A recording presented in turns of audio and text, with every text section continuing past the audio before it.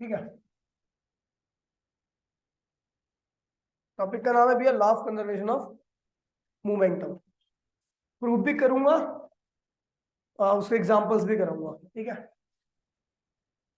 Law of conservation of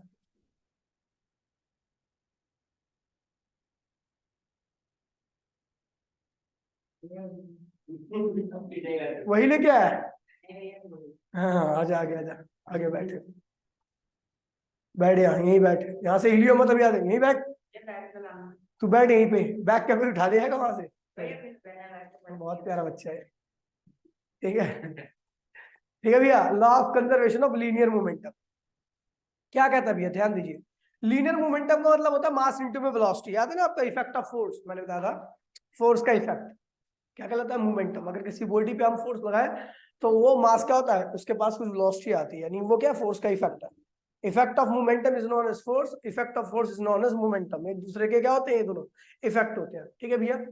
तो law of conservation of linear momentum कहता है कि according to this law according to this law क्या लिख रहा हूँ this law in the absence of external force। अगर हम एक्सटर्नल फोर्स हटा दें तो टोटल इनिशियल मोमेंटम बराबर में है कहाँ गए कहाँ है? ठीक है। अगर हम टोटल इनिशियल मोमेंटम बराबर में टोटल फाइनल मोमेंटम कहता है यदि मैं बाहर के सभी फोर्सेस को हटा दूं तो जितना इनिशियल मोमेंटम है उतना ही क्या होगा भैया फाइनल मोमेंटम रहेगा। या इसको नॉर्मली हम ये भी कह सकते हैं change in momentum of first body plus change in momentum of second body बराबर में क्या आएगा जीरो। या टकराने से पहले का मोमेंटम और टकराने के बाद का मोमेंटम हमेशा क्या होते हैं भैया सम क्या आएगा कांस्टेंट आएगा। अभी प्रूफ करेंगे इसको। ठीक है भैया।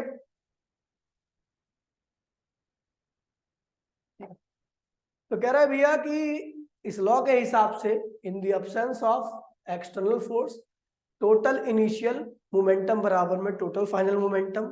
ठीक है। यहाँ total change in momentum of first body plus total change in momentum of second body का सम क्या आता है हमेशा जीरो आता है। या फिर कह सकते हो कि टकराने से पहले total momentum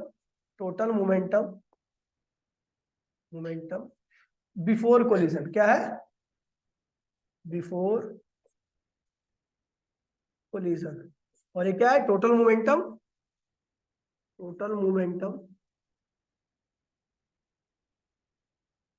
after the collision क्या आता है भैया फिक्स आता है। ठीक है भैया इसको प्रूफ कर रहे हैं ध्यान दीजिएगा। क्या प्रूफ समझ गए भैया।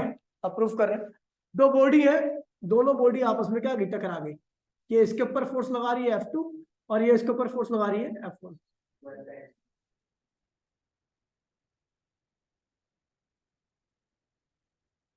इसके ऊपर कितना फोर्स लगा रही है F2 और ये क्या है भैया F1। समझ गया दोनों एक दूसरे पे फोर्स लगा रही है।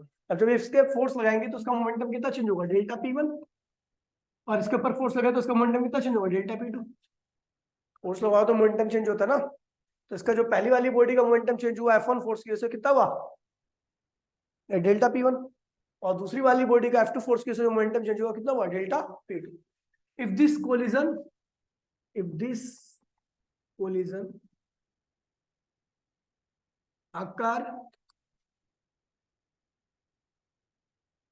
collision occur for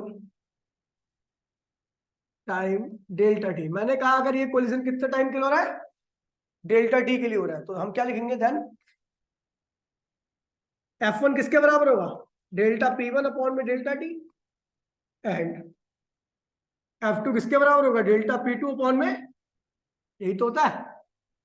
क्या कहता है भैया सेकंड लॉ कहता है कि अगर पहली बॉडी का momentum rate of change of momentum किसके बराबर होगा पहली बॉडी के ऊपर लगने वाला फोर्स और दूसरी बॉडी का rate of change of momentum किसके बराबर होगा दूसरी बॉडी के ऊपर लगने वाला फोर्स। तो डेल्टा क्रॉस मल्टीप्लीकेशन कर दो, delta P1 delta D, sorry delta P1 बराबर में क्या होगा,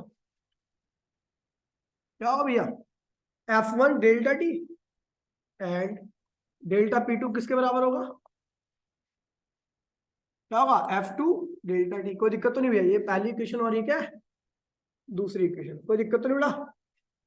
on adding first and second equation, दोनों इक्वेशन को ऐड कर दीजिए, तो क्या होगा भैया आपका, delta P1 plus delta P2, और ये क्या होगा, डेल्टा टी कॉमन ले लीजिए, क्या होगा F1 प्लस, आपको पता है न्यूटन का अकॉर्डिंग टू, यहाँ पर जो F1 है वो नेगेटिव ऑफ F2 के बराबर होता है, पता है ना आपको। न्यूटन का थर्ड लॉ कहता है कि F1 F2 दोनों एक दूसरे के क्या होते हैं, बराबर होते हैं, लेकिन एक दूसरे के नेगेटिव भी होते हैं। तो अगर ये दोनों नेगेटिव एक दूसरे के और बराबर है तो ये दोनों एक दूसरे क्या करेंगे, कैंसिल कर देंगे, और जब ये कैंसिल कर देंगे तो ये क्या होगा, then delta P1 plus delta P2 बराबर में क्या गया, डेल्टा टी इंटू में क्या हो गया, जीरो, क्या हो गया, zero. Delta P1 plus delta P2 बराबर में क्या आ गया, जीरो। हम देख रहे हैं यहाँ पर हमने बाहर से कोई फोर्स नहीं लगाया, वो टकराए हैं, टकरा कर ही आपस में फोर्स लगाया, बाहर से यहाँ पर कोई फोर्स नहीं लगाया, यानी एक्सटर्नल फोर्स की वैल्यू क्या है यहाँ पर, जीरो है। ठीक है, अब इसी को हम क्या लिखते हैं, आप इसे लिखोगे क्या, इसको क्या लिखोगे, डेल्टा P1 को P1 final momentum, P1 initial momentum. Delta P क्या होता है, change in momentum first body, ये P1 डैश क्या है, टकराने के बाद का मोमेंटम, और P1 क्या है, टकराने से पहले का मोमेंटम। ये दोनों का डिफरेंस क्या होगा, डेल्टा P1 के बराबर होगा, डेल्टा P2 किसके बराबर होगा, P2 डैश माइनस P2 बराबर में क्या आ गया, जीरो। तो आप लिख सकते हैं जितने भी P1 ये 1 वाले और 2 वाले को उधर की साइड लिया तो क्या होगा, P1 प्लस P2 हो जाएगा, और इधर क्या होगा, P1 dash minus P2 dash और प्लस P2 डैश, यही तो था, P1 प्लस P2 बराबर में P1 dash plus P2 dash. ये क्या है, टोटल मोमेंटम,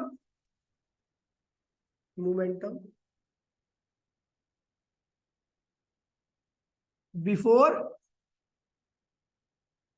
कोलिजन, और ये क्या है, टोटल मोमेंटम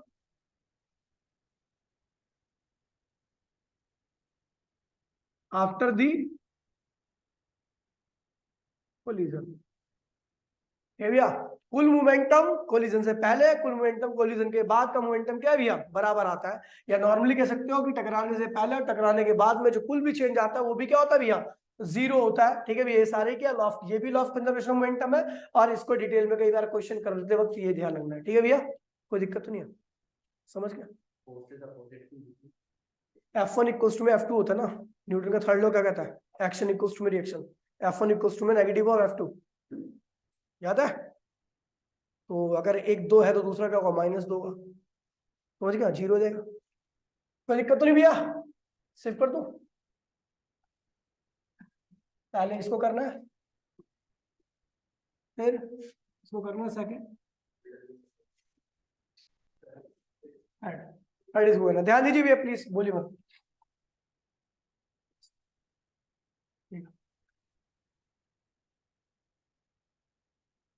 देखिए कोई दिक्कत तो, अरे भाई प्लीज चुप हो जाओ बेटा, बोलो मत वरना घुसंड मार दूंगा मैं। तो आर एग्जाम्पल भैया, example of law of conservation of momentum, example है नहीं तो डेरिवेशन है, मैंने कर दी। ठीक है, practical application of law of conservation of momentum, ध्यान दीजिए भैया।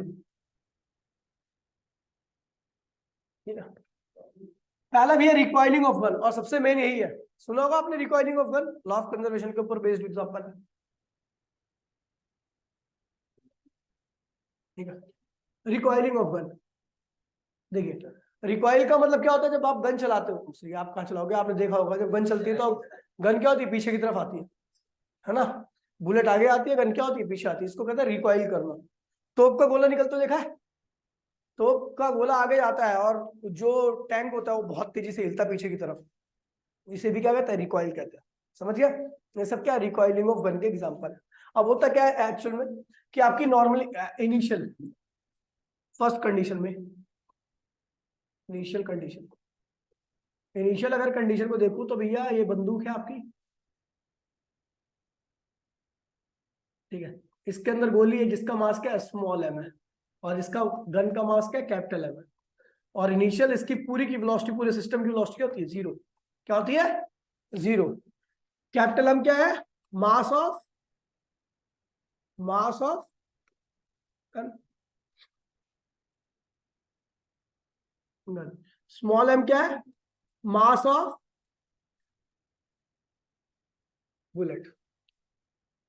और स्टार्टिंग में अगर मैं इनिशियल मोमेंटम की बात करूंगा तो गन का भी मोमेंटम जीरो होगा और बुलेट का भी मोमेंटम जीरो होगा। तो दोनों क्या होंगे भैया, जीरो होंगे। पता ना क्यों, क्योंकि दोनों ही रेस्ट की कंडीशन में, और रेस्ट की कंडीशन में कोई मोमेंटम नहीं होता। ठीक है, फाइनल कंडीशन, फाइनल कंडीशन जब हमने फायर कर दिया तो आपकी जो गन होती है वो पीछे की तरफ रिकॉइल करती है, इसे कहते हैं रिकॉइलिंग वेलोसिटी। ठीक है, और बुलेट क्या होती है, आगे की तरफ जाती है। इसका मास कैपिटल एम है, इसका मास स्मॉल एम है। ठीक है, इसकी वेलोसिटी भी है। तो ये क्या हो, कैपिटल वी क्या हो गया,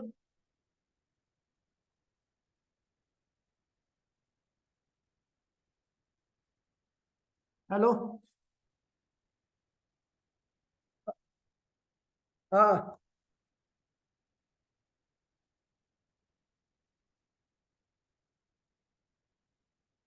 इसकी, ठीक है,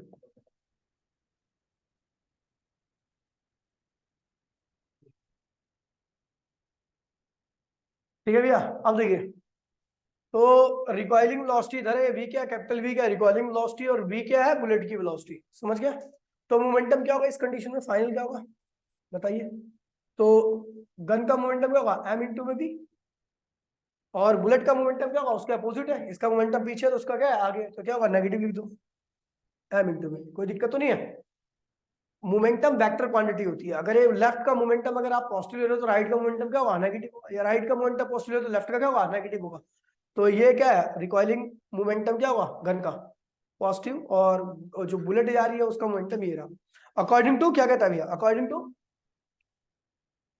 to law of conservation of momentum, क्या कहता है भैया, इनिशियल मोमेंटम बराबर में, यहाँ पर बाहर से आपने कोई फोर्स नहीं लगा रखा है, पूरे सिस्टम का इनिशियल मोमेंटम क्या था, जीरो था, माइनस एम इंटू में भी हो गया। तो आप देख रहे हो भैया कि एम वी बराबर में स्मॉल एम वी आ रहा है, ये भी। तो वी बराबर में क्या गया, एम वी अपॉन में कैपिटल एम। अब इसका मतलब हो गया कि वी जो है वो एम के क्या है, एम के क्या, कैपिटल एम के इनवर्सली है। अब ऐसा क्यों किया गया, क्या रीजन होता है। आपने देखा होगा कि जो गोला छूटता है तोप से, बहुत हाई मोमेंटम से आगे निकलता है, उतना ही मोमेंटम क्या होगा, तोप का भी होगा। अगर तोप का मोमेंटम उतना ही है और तोप का मास मैंने कम कर दिया, तो तोप की रिकॉइलिंग वेलोसिटी क्या होगी, बहुत ज्यादा हो जाएगी, क्योंकि भैया तोप का मास तो क्या है, कम हो गया ना। तो आपको पता, तोप का मास अगर मैं कम कर दूंगा, टैंक बहुत भारी बना जाता है। कई कई हजार हजार टन के टैंक होते हैं, बहुत भारी भारी टन टैंक होते हैं। अब तो नए जमाने के जो टैंक आते हैं, रीजन यही है, उनका मास बहुत ज्यादा करने पे क्या होता है कि उनकी रिकॉइलिंग वेलोसिटी, पीछे होने की वेलोसिटी क्या होती है, बहुत स्लो जाती है। ऐसे ऐसे टैंक पहले आते तो बहुत तगड़े टैंक आते थे, लेकिन उनका मास काफी कम होता था। तो जितने गोला जब आगे आता था ना, तो उनकी रिकॉइलिंग वेलोसिटी क्या होती, बहुत पीछे होती है। आपने पूरा कांप जाता था टैंक पूरा, देखा था आपने, देखा कभी तोप का गोला निकलते हो, पूरा टैंक कांप जाता है। अगर मान लीजिए साइकिल से छोड़ो तोप का गोला, तो जितना तेजी से तोप का गोला आगे जाएगा, उतनी तेजी से क्या होगी, साइकिल पीछे आएगी। समझ गया, हो सकता है उससे भी तेज हो। ठीक है, जब भी आप गन वगैरह को पकड़ते देखा होगा, किसी भी जो प्रोफेशनल चलाने वाला होता है वो गन को बहुत टाइटली पकड़ता है। टाइटली पकड़ने से क्या होता है कि भाई देख, गन तो हल्की होती है ना, तो गन हल्की होती है, जब हम उसे टाइटली पकड़ देते हैं ना, हमारी बॉडी का मास प्लस गन का मास एक मास बन जाता है, जो कि मास क्या होता है, काफी ज्यादा हो जाता है। तो बुलेट का मोमेंटम के बराबर उस गन का मोमेंटम होता है। गन का मास हमने बढ़ा दिया अपने मास को एडअप करके, है ना। तो रिकॉइलिंग वेलोसिटी क्या होती है गन की, बहुत कम हो जाती है। ऐसा ढीले हाथ से चलाएगा ना तो हाथ टूट जाएगा तेरा, नहीं चलाता कोई। लड़की वड़की कभी गन नहीं चलाती, कभी निशाना नहीं लगता, निशाना नहीं लगता। रीजन यही है भैया, पता क्या होता है कि उनके, नहीं ये एक्चुअल फैक्ट है कि ये कंधों में लड़कियों का कम चालू होता है। अब ये है, चाहे माने ना माने, बाकी और चाहे लड़कों के बराबर ही हो, लेकिन कंधे में शोल्डर्स में कम जान होती है लड़कों कंपेरेटिवली। ठीक है, तो ऐसे में क्या होता है कि ज्यादा जो थोड़ी वीक लड़की होती है उनको तो हाथी पूरा एकदम मोच खा जाता है, ठीक है। तो यही रीजन होता है, क्योंकि भैया वो टाइटली नहीं पकड़ पाती, अब उस गन का मास और अपना मास मिला नहीं पाती, मतलब एक सिंगल बॉडी नहीं बन पाती, ठीक है। हल्का लूजली पकड़ते हैं, जो अनाड़ी बंदा होता है उसका कभी ताना लगता ही नहीं है, इसलिए जो प्रोफेशनल होता है उसका गन एकदम टाइट होती है हाथ में और एकदम फायदे से मारता है, ठीक है भैया। ये हो गया, तो समझ गए भैया। तो मास इसलिए ज्यादा करेंगे, मास अगर ज्यादा रहेगा तो रिकॉइलिंग वेलोसिटी ये क्या होगा, अगर ज्यादा होगा तो ये क्या होगी, कम होगी, समझ गए भैया। और ये कम होगा तो उसका उल्टा क्या होगा, रिकॉइलिंग वेलोसिटी क्या होगी, ज्यादा होगी, समझ गए भैया।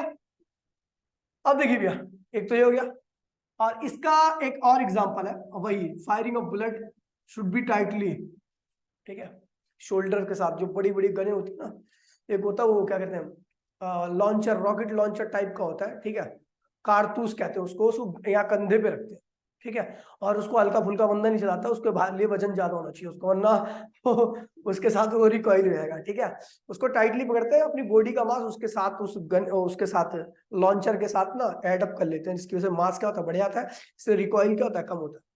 यहाँ पे लिखा हुआ था रिकॉइलिंग गन, ये पूरे लिखना है आपको, gun can be hurted, the recoiling gun can be hurted, hurt the shoulder if the gun is held tightly against the shoulder, then the body and gun together will constitute one system. तो क्या बन जाता है भैया, gun और body का एक system बन जाता है, ठीक है।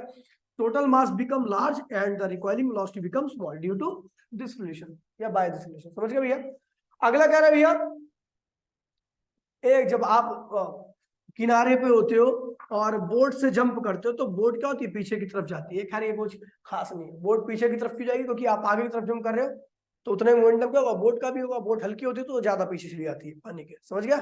ऐसे ऐसे पानी में कभी आपने तो पानी देखा, पानी देखा है, नाव पे बैठे हो, ठीक है, तो नाव पे जब उतरने लगोगे ना तो आप ऐसे पीछे की तरफ आगे बढ़ते हो, तो जितना मोमेंटम आपकी बॉडी का होता है उतना क्या होता है, इसका पीछे क्या हो जाता है, जो बोट होती है, ठीक है, समझ गया। छोटी मोटी नाव तो चली जाती है उधर की साइड, ठीक है भैया। हाँ बिल्कुल, आपने मार्शियन मूवी देखी है, दी मार्शियन, दी मार्शियन, देखिए ये बहुत अच्छा कंसेप्ट है, ठीक है, कि मान लीजिए कभी आप गलती से स्पेसशिप से बाहर निकल गए, और वैसे तार लगा के बाहर निकलते हैं, तार तार जुड़ी होती है, तार काफी मजबूत होती है, स्टील की तार होती है, तब जाके बाहर निकलते हैं, स्पेस में आते हैं। गलती से सोच के अगर मान लो वो तार टूट गई, धरती तेरे सामने, फिर भी वो किसी काम की नहीं है, पता है क्यों, क्योंकि आप उसके चारों ओर रोटेट करने लगोगे और कभी भी नहीं आ सकते, आपको पकड़ ही नहीं सकता कोई उस ऑर्बिट में जाके। वो कंडीशन जब भी हो सकती है कि जो, और ये बहुत रेयरेस्ट कंडीशन है, कि आपकी वेलोसिटी के बराबर उस जो आपको पकड़ने वाली चीज है उसकी वेलोसिटी हो, रिलेटिव वेलोसिटी जीरो करके तब वो आपको खींच सकता है, और ये बहुत रेयर चांस होते हैं, क्योंकि आप मिलोगे ही नहीं, इतनी बड़ी ऑर्बिट होती है ना अर्थ की, कि पता ही लग पाएगा आप कहाँ पे हो उस ऑर्बिट में, जब तक तो आप मर चुके होगे, ठीक है। और गलती से मान लो ऑर्बिट में नहीं आया, स्पेस में निकल गया, फिर तो वैसे ही आपको सदमा लग जाएगा, मरी जाओगे, और स्पेस एकदम काला डार्क, कुछ नहीं दिखता भैया, सबको ये चलते आ रहा है, जाओगे तो जुपिटर दिख रहा है, 5-10 हजारों साल बाद तुम जाके कहीं और पहुंचोगे, तब तक तो आपका अस्तित्व खत्म हो चुका होगा, ठीक है। तो इसीलिए क्या करते पता है, कि जैसे मान लो तार छूट गई, तार बंधी हुई है, और आप स्पेस से बाहर निकल गया, मतलब आप किसको पकड़ के वापसी आओगे, तो उनके पास ना एक चीज होती है, वो उधर फेंकते हैं ना, तो उतने मोमेंटम क्या होता है, तेरी बॉडी का हो जाता है, ठीक है, और आपकी बॉडी क्या होती है, रिकॉइल कर जाती है उसकी तरफ, स्पेसशिप जो भी आपका वो विमान है, ठीक है, समझ गया। वही लिखा हुआ है, कह रहा है an astronauts is open space who want to return the spaceship throw some object in the direction opposite to the direction of motion of the spaceship, समझ गए भैया। तो उसकी विपरीत दिशा में व्यक्ति, और कहां पे आया था वो, स्पेसशिप के पास में आया था, ठीक है। अब देखिए भैया, एक्सप्लोजन ऑफ बॉम्ब, बॉम्ब का एक्सप्लोजन सबसे ज्यादा क्वेश्चन इससे पूछे जाते हैं, और इसमें कंसेप्ट है, ठीक है। कहता है भैया कि अब जो मैं बोलूंगा वही ध्यान रखना इसमें, ठीक है, क्योंकि जब एक्सप्लोजन ऑफ बम का केस आता है तो बम के तो पता नहीं कितने पीस हो सकते हैं, ठीक है, समझ गए, बहुत सारे पीस हो सकते हैं, और हर कंडीशन में आपको अलग अलग तरीके से अप्रोच लगानी पड़ेगी। जैसे मान लीजिए बम के 2 पीस हुए, मुझे पता बम स्टार्टिंग में क्या था, रेस्ट में था, उसका इनिशियल मोमेंटम क्या हुआ, 0 हुआ, क्या होगा, लेकिन जब फट गया तो टुकड़ों के पास जो मास रहेगा और साथ में वेलोसिटी भी आ जाएगी, तब भी उनका मोमेंटम क्या होगा, जीरो ही रहेगा। तो जीरो कैसे हो गया? अगर मान लीजिए दो टुकड़े बने तो आपको तब लेना है कि दोनों टुकड़े एक दूसरे से अपोजिट डायरेक्शन में गए, तभी मोमेंटम उनका जीरो हो सकता है। अगर दोनों टुकड़े एक ही डायरेक्शन में जाएंगे तो इनिशियल मोमेंटम और फाइनल मोमेंटम अलग अलग आ जाएगा। हमें पता, लॉ ऑफ कंजर्वेशन मोमेंटम क्या कहता है कि जितना इनिशियल है उतना ही क्या है, फाइनल है। बॉम्ब का इनिशियल मोमेंटम क्या होता है, जीरो, तो फाइनल भी क्या होना चाहिए, जीरो। अगर एक टुकड़े के पास +5 मोमेंटम है तो दूसरे टुकड़े के पास क्या होना चाहिए, -5। और ऐसा जब भी पॉसिबल है जब दोनों टुकड़े क्या हो जाए, अपोजिट डायरेक्शन में चले। जब दो टुकड़े हुए, अगर तीन टुकड़े हो तो क्या करोगे, तीन टुकड़े होंगे तो भैया आप दो टुकड़ों का मोमेंटम का रिजल्ट निकालोगे और तीसरे टुकड़े के रिजल्ट क्या होगा, अपोजिट रहेगा। मान लीजिए दो टुकड़ों का, तीन टुकड़े हुए, एक का मोमेंटम ये है, कुछ है, मान लीजिए एक का मोमेंटम ये रहा, दूसरे का मोमेंटम ये रहा, ठीक है, तो तीसरे का मोमेंटम इनके जस्ट अपोजिट लेना पड़ेगा आपको। ये कंसेप्ट है, तभी तो जीरो होगा, क्योंकि इन दोनों का जो रिजल्ट होगा इधर होगा और ये इसके बराबर होना चाहिए। ये आपके दिमाग में अपने आप ही बात आएगी, ये नहीं आप ये क्वेश्चन में कभी नहीं दिया होगा। कई बच्चे ऐसे होते हैं जो बेवकूफ होते हैं ना, कहते हैं तो दिया ही नहीं है, मैं कैसे करूंगा। अबे भाई ये खुद का लॉजिक है, मुझे पता लॉ ऑफ कंजर्वेशन मोमेंटम कहता क्या है, टोटल मोमेंटम जीरो, इनिशियल बराबर फाइनल। बम फट जाएगा, सारे टुकड़े चलते रहेंगे, फिर भी कुल मोमेंटम क्या है, जीरो आना है। दो रहेगा, दो टुकड़े हुए तो दोनों एक दूसरे के जस्ट अपोजिट होने चाहिए। तीन टुकड़े हैं तो दो का रिजल्ट क्या होना चाहिए, तीसरे वाले मोमेंटम के अपोजिट। चार टुकड़े रखे हैं तो दो का रिजल्ट, इन दो का रिजल्ट, इसका रिजल्ट और इसका रिजल्ट उसके क्या होना चाहिए, एक दूसरे के अपोजिट होना चाहिए। पांच टुकड़े, समझ गया भैया, समझ गया। तो कहता भैया कितने भी टुकड़े हो जाए फाइनल मोमेंटम भी क्या होगा, जीरो ही रहेगा। और इस चीज को रिप्रेजेंट करने के लिए, जैसे ट्राइंगल लॉ याद है आपको, ये ए था, ये बी था, ये रिजल्ट था, इन तीनों को अगर आप जोड़ोगे ना तो जीरो आएगा। पता है आपको, इन तीनों का, ये आर है, ये ए है, ये बी है, क्योंकि क्लोज सिस्टम बन रहा है। क्या बन रहा है, और जहां पर क्लोज वेक्टर क्लोज बना देना तो वहां पर अगर तीनों को जोड़ोगे, ए को, बी को प्लस आर को, तो जोड़ोगे तो आपका रिजल्ट क्या जीरो आएगा। कैसे, मुझे पता है ए और बी का रिजल्ट क्या होगा, आर है, वो उतना ही क्या होगा, उन दोनों के अपोजिट ही आएगा ना।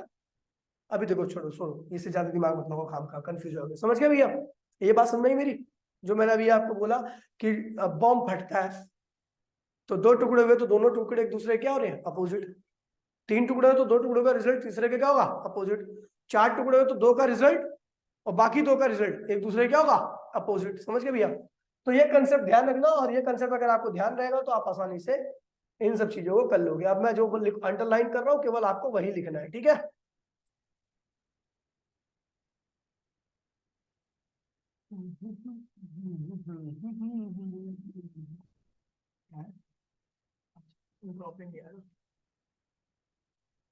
ठीक है, अब देखिए यहाँ पे लिखा हुआ है बिफोर एक्सप्लोजन, ठीक है, कुत्ता है कुत्ता है। बिफोर एक्सप्लोजन बम क्या होता है भी आपका, रेस्ट में होता है। क्या होता है, तो इसलिए उसका मोमेंटम क्या होगा, जीरो होगा। It's total momentum is zero. As it is exploded, तो फूट जाता है और उसके बहुत सारे पीसेस बनते हैं जिनका मास क्या है, आपको दे रखा है मालूम, और वो पीस चल भी रहेंगे तो उनकी वेलोसिटी क्या होगी, v1 + v2। ठीक है, तो जब बॉम्ब रेस्ट में था तो उसके इनिशियल मोमेंटम क्या होगा, जीरो। बॉम्ब के टुकड़े टुकड़े हो गए और सारे टुकड़े इधर उधर घूम रहे हैं, तो m1 पहले m1 v1 प्लस दूसरे का क्या होगा m2 v2, तीसरे का m3 v3। तो कहता है भैया लॉ ऑफ कंजर्वेशन मोमेंटम कहता है भैया कि ये क्या होगा, m1 v1 plus m2 v2 plus m3, इनका वेक्टर सम करना है। क्या करना है, वेक्टर सम m3 v3 बराबर में क्या होगा, जितने भी टुकड़े हुए डॉट डॉट डॉट डॉट बराबर में जीरो। ये ध्यान रखना, ठीक है भैया। अब यहाँ पर देखिए ये बना रखा चित्र, ऐसे दिख रहा है। बाकी अगर आप जोड़ोगे तो भैया हमें पता है इन सबका भी सम क्या आना है, जीरो आना है। क्या आना है, तो भैया इसलिए इसको क्लोज सिस्टम कर दो। क्या कर दो, क्लोज, ऐसा वेक्टर की तरह बना दो, क्लोज वेक्टर, पूरे चारों ओर से बंद होना चाहिए। इसका रिजल्ट ये वैल्यू, ये वैल्यू, ये वैल्यू, ये वैल्यू, वैल्यू, सारों का वेक्टर सम करोगे तो रिजल्ट क्या आना है, जीरो। क्या आना है, ठीक है, यहाँ पर लिखा हुआ है, नीचे लिखा था momentum, momentum, momentum plural word है ना, आपको पता है। मोमेंटम सिंगुलर है और मोमेंटम क्या होता है, प्लूरल होता है, ठीक है। अब हटना, क्या है ये लिखा था, momentum of various part can be represented by the side of close polygonal, इसे पॉलीगोनल कहते हैं, ठीक है भैया। और हर पार्टिकल के मोमेंटम को, हर टुकड़े के मोमेंटम को यहाँ पर पॉलीगोनल की साइड से रिप्रेजेंट किया गया है, ठीक है। Taken in same order, same order मतलब एक का हेड दूसरे की टेल, एक का हेड दूसरे की टेल, एक का हेड दूसरे की टेल, समझ गए। ठीक है। This indicate that total momentum after explosion is zero. Close बन रहा है, चारों ओर से बंद है ये, तो ये इंडिकेट क्या कर रहा है कि टोटल मोमेंटम को अगर जोड़ोगे तो क्या आएगा, जीरो आएगा।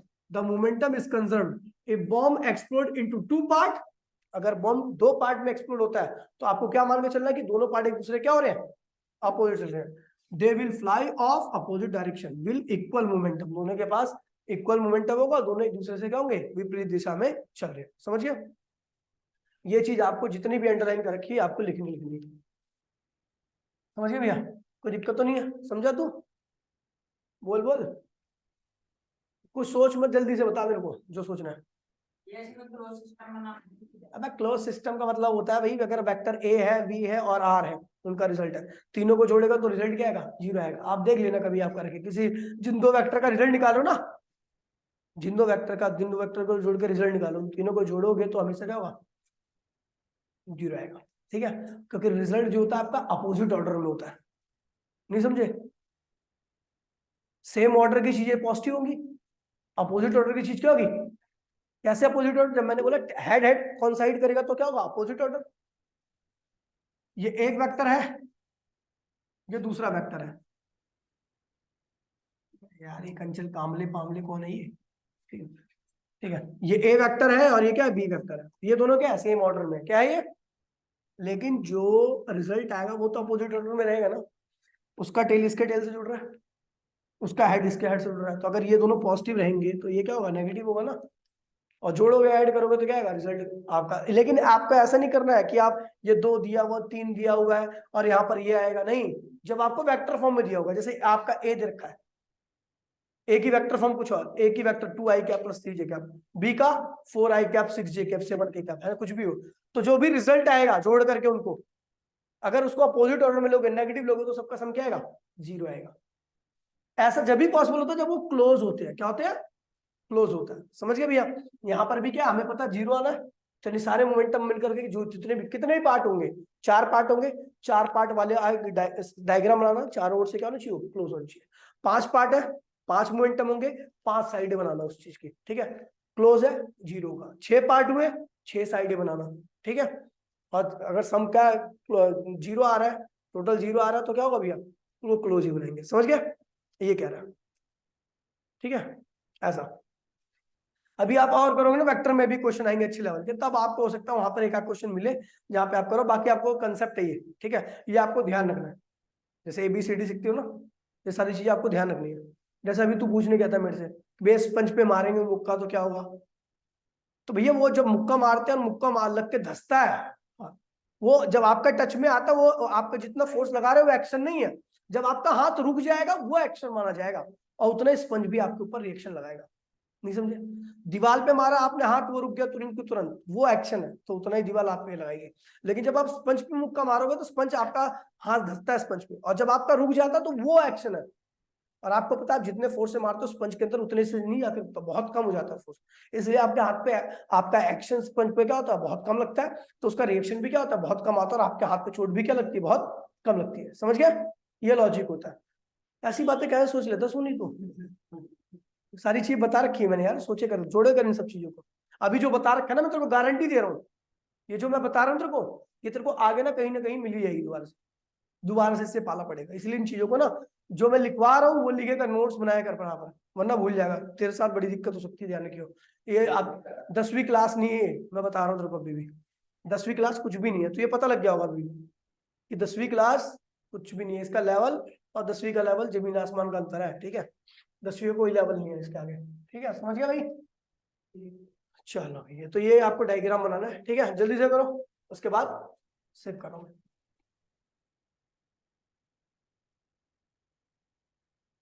अब देखिए भैया, क्वेश्चन है कुछ। अब यहाँ पर हमारे कुछ क्वेश्चन है, जैसे मान लीजिए क्वेश्चन नंबर 19वां, भाई प्लीज, क्वेश्चन नंबर 19 और क्वेश्चन नंबर 20। ठीक है, और क्वेश्चन नंबर 23 IIT 1982 में आया, बहुत आसान क्वेश्चन है। ठीक है, देखिए कह रहा, देखिए कैसे करना, कैसे मैं बता दे रहा हूँ आपको, करने का तरीका क्या होना चाहिए। यहाँ पर दो केस बनेंगे, एक टकराने से पहले या टकराने के बाद। इनिशियल को हम केस फर्स्ट कहेंगे, फाइनल को हम केस सेकंड कहेंगे। कह रहा भैया केस फर्स्ट, यार केस कैसे लिखते हैं, CSE ना, पता नहीं क्या हो रहा है आज। केस, ठीक है भैया, केस फर्स्ट। रिकॉर्डिंग हो रहा ना? नहीं देखिए भैया, क्या यार, ठीक है, केस फर्स्ट। क्या कह रहा भैया? एक 30 किलो का शेल फ्लाई, मास कितना भैया? एक ही है भी, ठीक है, मास कितना? 30 किलो, और इसकी वेलोसिटी कितनी है? 48 मीटर पर सेकेंड। केस फर्स्ट है, व्हेन इट एक्सप्लोड, फूट जाता है, बम है समझ लो, ठीक है। केस सेकंड आ गया, क्या आ गया? केस सेकंड, एक्सप्लोड हो जाता दो पार्ट में। पहले पार्ट का मास क्या है? 18 किलोग्राम, और वो रुक जाता है, उसकी वेलोसिटी क्या होती है? 0, एंड स्टॉप। 18 किलो वाले की वेलोसिटी क्या होती है? 0 होती है, स्टॉप, रुक जाता है। और दूसरे पार्ट का मास क्या होगा? जाहिर सी बात है 12 किलो का, ठीक है, समझिए 12 किलो क्यों होगा? अब कुल मास क्या है? 30 किलो। अगर पहले टुकड़े का मास 18 किलो, दूसरे टुकड़े का मास क्या होगा? 12 किलो का। लेकिन उसकी वेलोसिटी, वो कुछ चल रहा है, उसकी वेलोसिटी मेरे को निकालनी है। तो according to law of conservation momentum क्या कहता है? क्या कहता है? According to LCM, total initial momentum, case first का मोमेंटम बराबर में केस सेकंड का मोमेंटम। केस फर्स्ट का मोमेंटम क्या होगा? मास इंटू वेलोसिटी, 30 गुणे में 48। और केस सेकंड में दो टुकड़े अपने पास, एक तो इसकी वेलोसिटी 0 है, इसका मोमेंटम क्या होगा? 0। एक के पास वेलोसिटी है, तो 12 गुणे में इसका वेलोसिटी, मास इंटू में वेलोसिटी, इसका मोमेंटम हो गया। तो आपका V2 क्या आ जाएगा? 30 गुणे में 48 डिवाइड बाय 12, क्या हो गया? 120 मीटर पर सेकेंड है वेलोसिटी किसकी? जो टुकड़ा चल रहा है। समझ गए भाई? कुछ है? कुछ भी नहीं है इसमें। हर बार ऐसे ही क्वेश्चन आते हैं, इसमें जैसे ये क्वेश्चन हो गया, अब करो ये वाला। मैं बताता हूँ न्यूट्रॉन का मास, आपको बता दे रहा हूँ क्वेश्चन क्या करे। मास ऑफ न्यूट्रॉन कितना दे रखा है भैया आपको? 1.67 इंटू 10 पावर। हाँ, वहाँ पे दो पार्ट जरूरी तो नहीं है, वहाँ पे लिखा तो नहीं है दो पार्ट, बाई चांस तीन पार्ट में तो मतलब उस वाले क्वेश्चन में आएंगे। while remaining part flies off, तो एक ही पार्ट होगा ना, बचा हुआ पार्ट, ठीक है, रिमेनिंग। और रिमेनिंग पार्ट्स बोलता फिर वो, ठीक है, ये पार्ट ही बोला, मतलब एक ही टुकड़ा। हाँ, एक ही मान के चल, तो फिर कर ही नहीं पाता ना, तो उनको तो कर ही नहीं सकता था ना, ठीक है। रिमेनिंग मास ऑफ न्यूट्रॉन आपको दे रखा है, और कह रहा है भैया ये चल रहा है कितनी वेलोसिटी से? कितने चल रहा है? 10 की पावर 8 मीटर पर सेकंड से। ये स्टक कर जाता, केस फर्स्ट में, ये केस फर्स्ट था। अच्छा हाँ, इसके पास केस फर्स्ट में एक ड्यूट्रॉन भी है। ड्यूट्रॉन पता क्या होता है? एक ड्यूट्रॉन जो होता है वो न्यूट्रॉन के मास से क्या होता है? ड्यूट्रॉन में मतलब समझ लो डबल हो गया, ठीक है, मामला सारा डबल हो जाता है ड्यूट्रॉन में, ठीक है। तो इसका मास दे रखा 3.34 इंटू 10⁻⁻27 किलोग्राम। लेकिन ये ड्यूट्रॉन क्या है भैया? वेलोसिटी 0 है इसकी, क्या है? Mass of neutron, velocity of neutron, mass of neutron, velocity of neutron. ये केस फर्स्ट है। केस सेकंड में क्या हो गया भैया? ये दोनों क्या हो गए भैया? एक साथ स्टक कर गए, न्यूट्रॉन और ड्यूट्रॉन दोनों एक साथ स्टक कर गए, और दोनों एक ही वेलोसिटी से आगे बढ़ने लगे। बता रहा है ये वेलोसिटी बताओ क्या होगी? तो जब स्टक कर जाएंगे तो टोटल मास क्या होगा? Mass of neutron plus mass of neutron. जब स्टक कर गया तो कुल मास इतना हो गया। ये गाना इसके में चल रहा था क्या? कैसे गाने चला रहे थे यार सोनी, ठीक है। टोटल मास क्या होगा जब ये दोनों स्टक कर जाएंगे? तो कुल मास क्या होगा? न्यूट्रॉन प्लस न्यूट्रॉन का मास के बराबर होगा। अब वो दे रखा है अपने को, ये रहा, ये और ये, यहाँ पे रख दोगे तो कितना आ जाएगा भैया?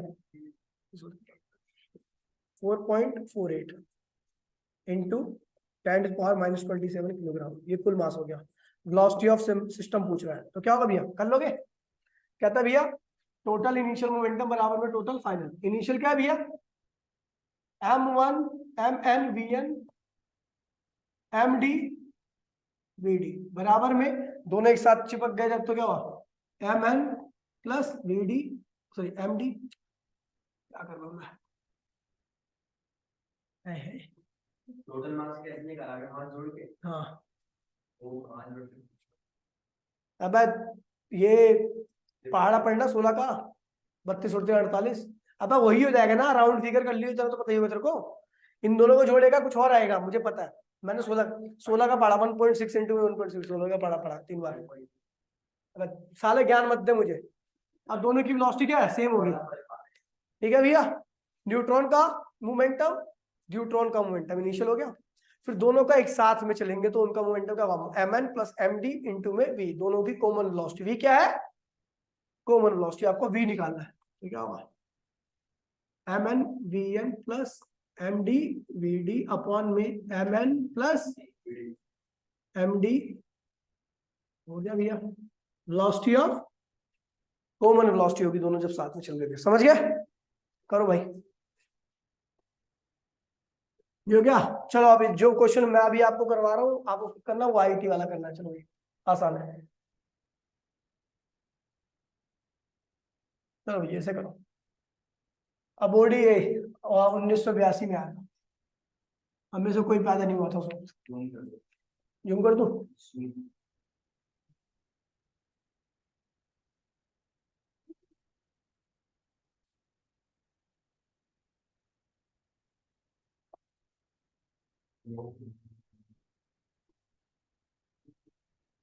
ये वाला क्वेश्चन करो, क्वेश्चन नंबर 23।